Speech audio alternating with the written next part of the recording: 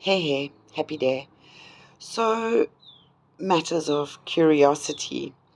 You know, I've been, I spent a lot of my adult life chasing body, mind, holistic wellness principles and concept. How one integrates the body, the mind, and the spirit in order to be one's best self.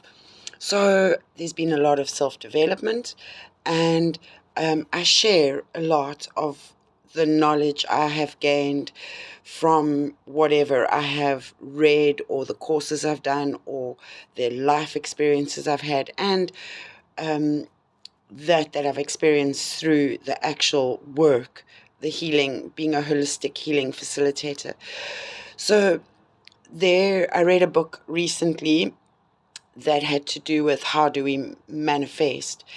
And it has a lot to do with we get a thought, and then that thought creates an emotion, and then our bodies have a physical response to that, which is a feeling. So when we want to manifest, the idea is that we conceptualize that thought. What is it that I wish to attain? So let's say I want to go on an adventure.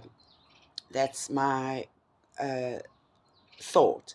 Then I get the emotion of excitement and joy and curiosity, and that kind of sparks motivation and it inspires.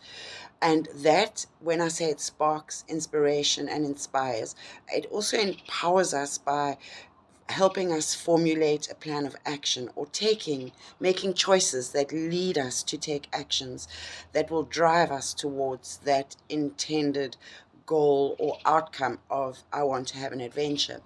And then the third prong is that feeling. So that's the whole experience. So the idea is that you visualize going on an adventure. What does that entail? So it would mean, for a start, I would choose a mode of transport and a destination, and perhaps pit stops on the way, and adventures or sightseeing or events that I want to experience. So I would then visualize experiencing those, and very detailed visualization, as if you were there already, seeing what you were seeing, smelling it, feeling it, hearing it. Um, so then it creates this feeling within you. And here's the juxtaposition in all of that. In theory, it's perfect. It's beautiful. It's a triad. I love triads: body, mind, spirit, head, heart, gut, thought, um, emotion, feeling.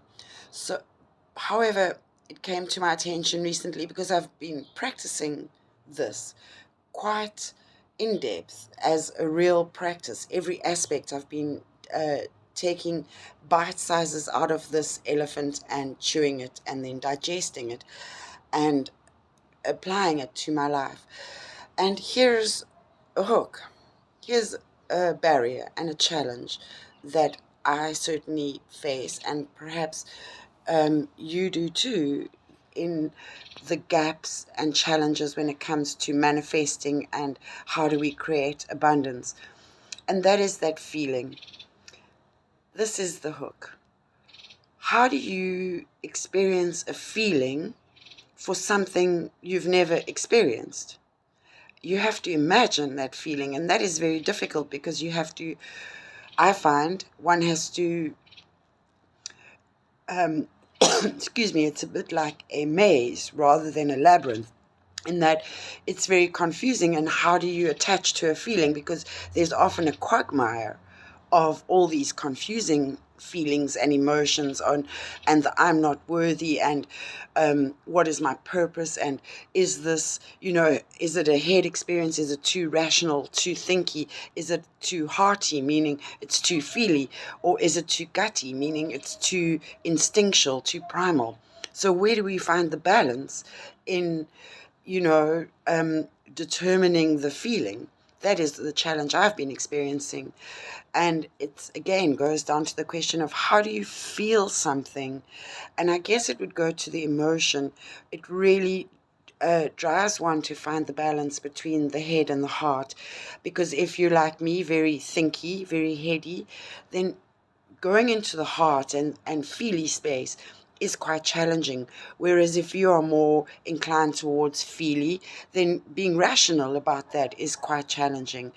So that feeling is kind of, for me, the key that unlocks. Once we connect those dots, we have our triad, we can put the key in and turn it, and it unlocks. So, if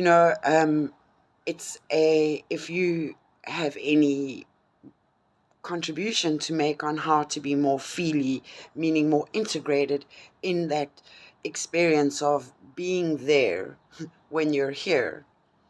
And that's also for me another juxtaposition. I realized yesterday, we're either operating in a space in the past and getting lost in history or her story, or we're thinking about the future a lot. And yes, we're told to be in the here and now, but sometimes we have to go back to the past in order to pick up the lessons and the experience and remember the gratitude and the blessings. That is the grace that we bring into this moment, that we then project into the future, which is what we are trying now to pull ourselves towards. And so